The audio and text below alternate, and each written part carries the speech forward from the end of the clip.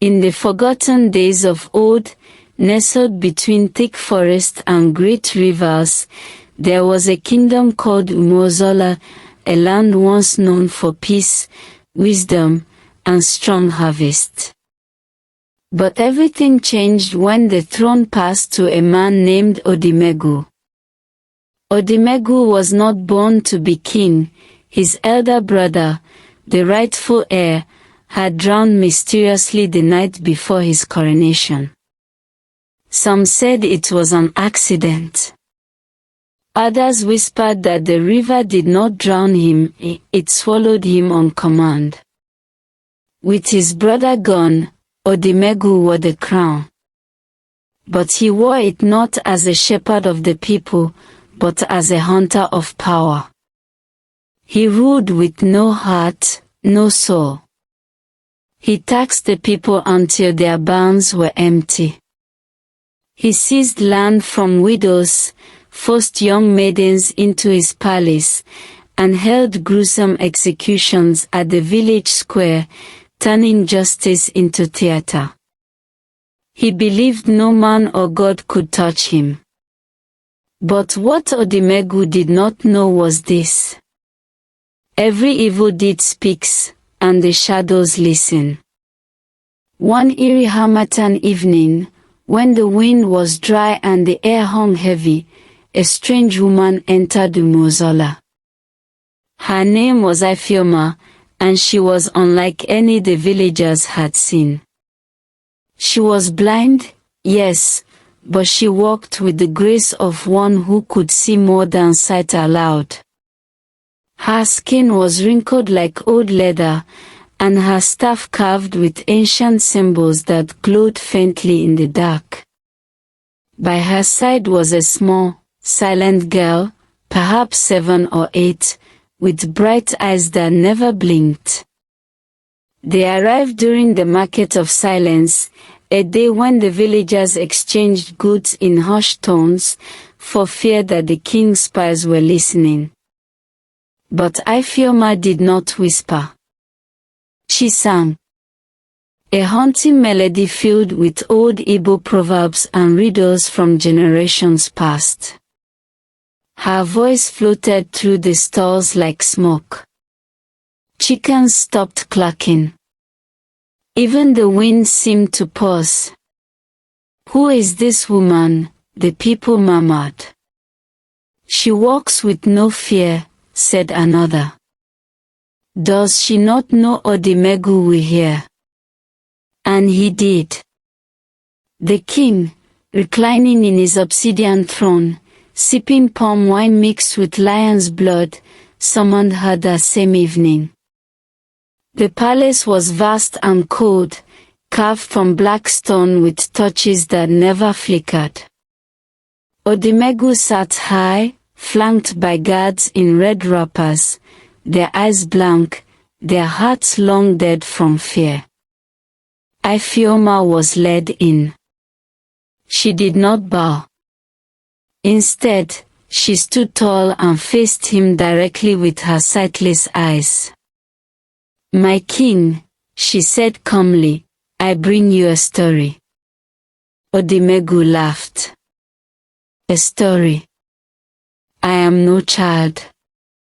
"But even children become kings," she replied. "And sometimes, kings return to dust, like children's footprints in the sand." A hush fell over the court. No one had ever spoken to him that way and lived. He raised his hand to signal the guards, but something made him stop. A cold breeze passed through the room, though no door had opened. He leaned forward. "Speak, witch. If you bore me, your bones will feed the lions." And so, Ifeoma began. There once was a king who feared no man, no god, no consequence. He believed himself untouchable, his hands stained, his name cursed. But what he did not know was that the world watches. The trees remember.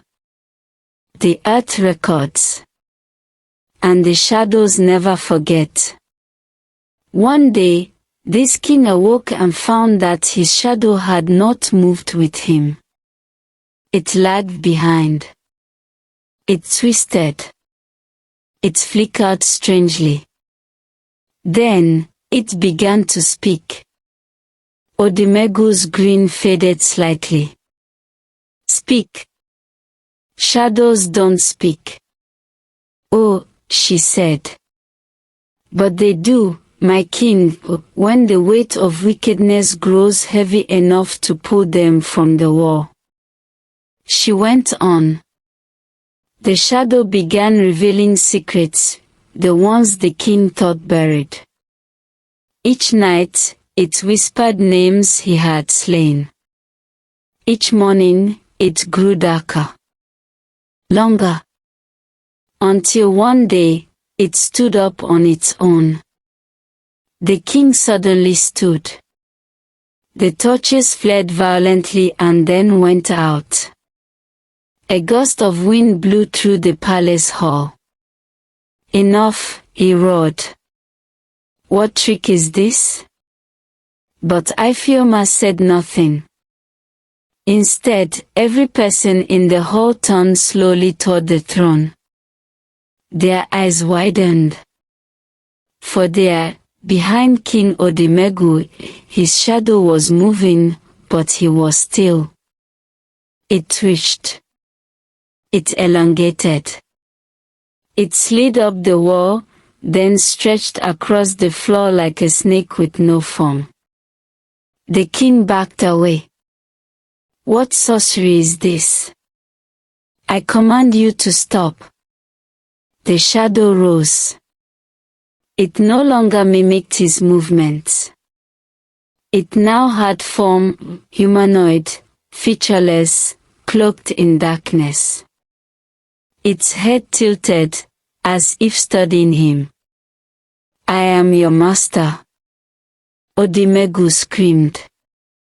I am king. The shadow pointed. Then, it leapt. The court exploded into chaos.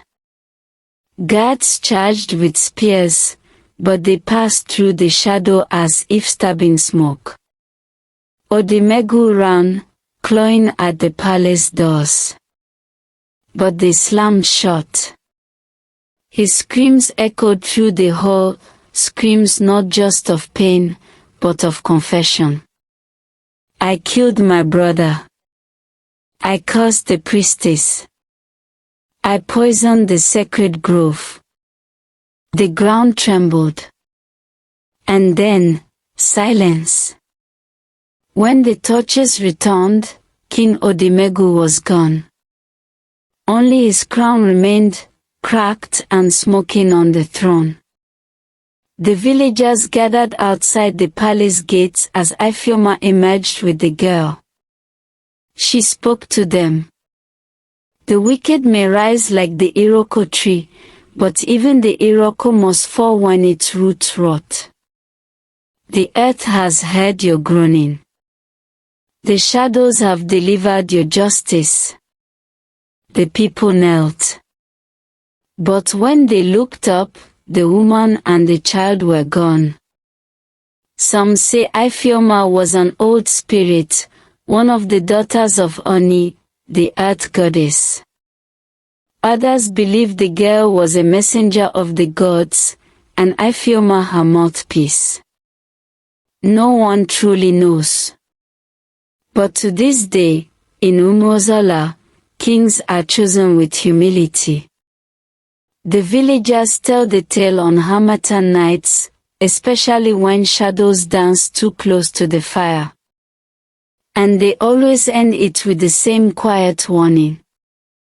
Be careful how you treat your shadow, it remembers.